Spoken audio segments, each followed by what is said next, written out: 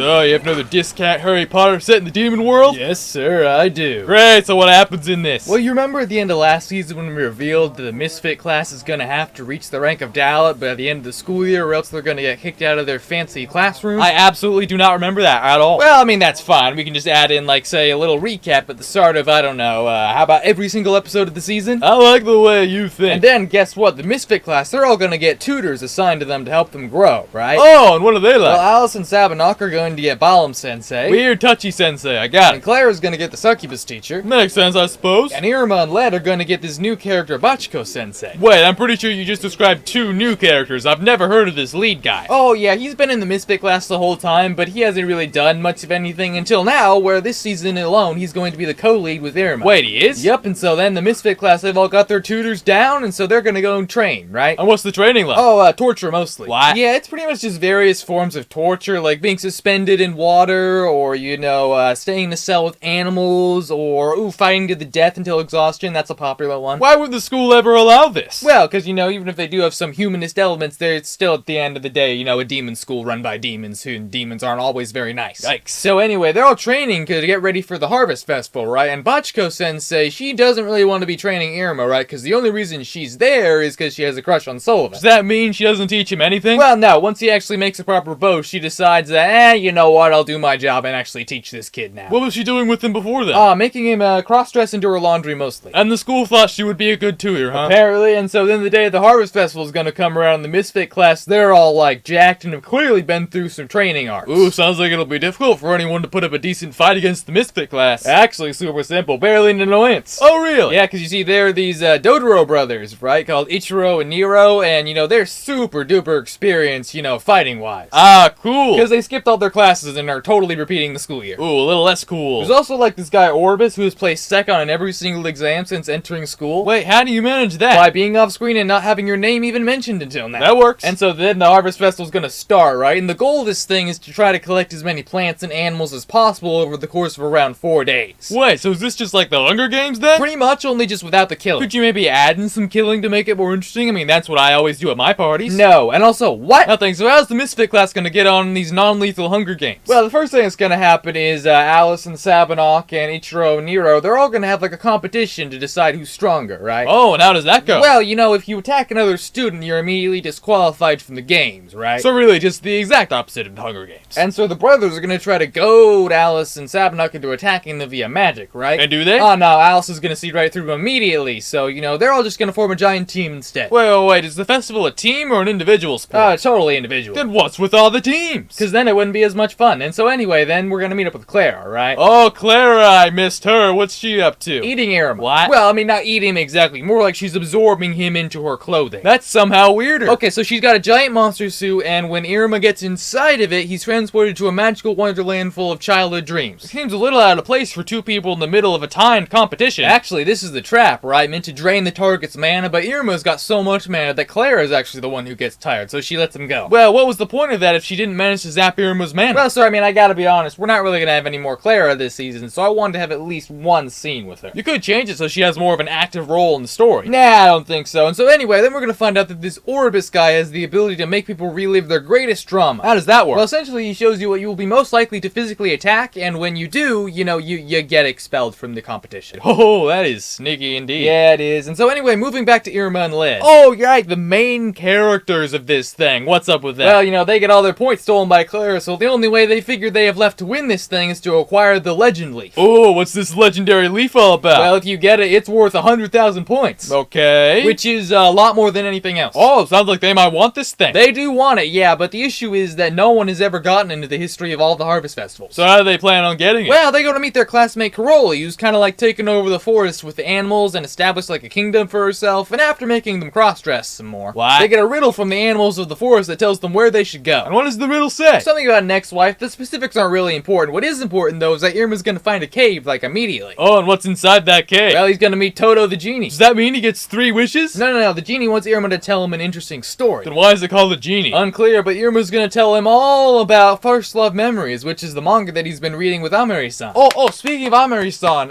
where is she? Yeah, not in this season. Oh, dang it. And so Toto's gonna give Iruma the Seed of Beginnings, which is what you need to grow the Legend Leaf. Oh, cool. And in the meantime, it turns out that Lead, he was going after the vase Vase of Endings, right? Which he does manage to get, so now he and Iruma can probably grow the Legend Leaf together. Oh, that is very cool. But the issue is, the Orbis is kind of cotton on, so he's gonna use his trauma on Iruma, right? Oh, and what does Iruma see? He sees his parents and his friends turn against him. It's not really gonna be a fun thing. Yikes, how's he gonna survive that, mentally as well as physically? Well, you remember how Iruma's tutor was OCHO, right? Yeah. Well, the thing about her is that she mainly uses a bow to attack, and, she kind of taught him some moves. And when he applies those moves, which is simply shooting a bow, he gets out of it pretty quickly. Ah, so what does he do next? Well, he pops out of the ground on this giant popping out of the ground kind of root thing and announces to the entirety of the festival that he's got the Seed of Beginnings now. Oh, that doesn't sound like a good idea. Well, that's because it's not at all. And also what's not good is that the announcement is going to reveal that Lead has the Vase of Endings, as that on its own is worth 20,000 points. Why would the announcers do that, though? To make it more interesting. And actually, speaking of interesting, Orbis is going to find Lead and use trauma on him and just immediately steal away the Vase of Endings. Oh no, so they gonna get it back? Well, they follow Orbis's trail until they meet Clara, who's also under Orbis's trauma. Whoa, wait, I thought you said there was no more Clara this season. Shut up, and so then Alice is going to appear and smack Orbis all the way across the schoolyard. Oh, so that must mean that Alice is out of the game, right? He was disqualified for attacking another student. Yeah, he is. But also, you gotta keep in mind that Alice is the only one of the Misfit class who's ranked at Dalit already, so, this doesn't really matter to him at all. Does that mean that Iruma and Lead at least end up getting the Vase of Endings back? Indeed they do. There is a problem, though. Ah, no, not another one. What is it this time? Vase needs water and a lot of mana to make a sprout. The team doesn't have enough? Oh, no, they do. Wait, then what's the issue? Oh, yeah, I guess there wasn't really an issue. So anyway, they're gonna shove just a gargantuan amount of water and mana into that thing, and, it sprouts, yeah. Ah, very cool. And what's even cooler is we're gonna get our seasonal little teaser that Iruma, is probably gonna be the next Demon King as well. Oh, what is it this time? Well, guess what? This season, we're gonna have the previous Demon King kind of just pop out of the seed when it grows. Oh, my. And so anyway, the Legend Leaf was successfully grown just as time ran out on the challenge, and so Iruma and Lead, they all have, 50,000 points each. Oh, does that mean that Iruma and Lead are gonna win then? Close. Actually, it turns out the Orbis got 58,000 points, so he ends up winning. Oh, no. Well, I mean, they tried. They got second place at least. That was a very good effort on their part. Then the announcers realized that, the Vase of Ending in itself was worth 20,000 points. So, Iruma and Lead now have 60,000 points and they win. I do not appreciate the swap out, but I'm still very happy that they won. What do they get? Well, they get the titles of Young Kings and these very cool little crowns on their head, and they both get raised to the rank of Dalit. Oh, very cool. There's also some other leveling up for the Misfit class. Ooh, and the Legend Leaf is going to start talking and turn into a giant cherry blossom tree. What does that mean? The season's over then? As much as it feels like it probably should be, it isn't. So then we're going to find out that there was someone who was manipulating Orbis into attacking the Misfit class. Oh, who was that? Not important. The point is he looks like a mime and he gets shot with an arrow by the teachers. And then they capture him, right? No, they end up letting him go. Seems like they really should have at least tried to capture him. Well, they definitely should have, because he reports to his bosses that, Iruma is actually a human. Wait, how did this dude figure it out? Oh, this dude stuck a microphone on the Iruma's back just as the start of the Harvest Festival was starting, and so, at a certain point, Iruma was monologuing to himself about how he was a human,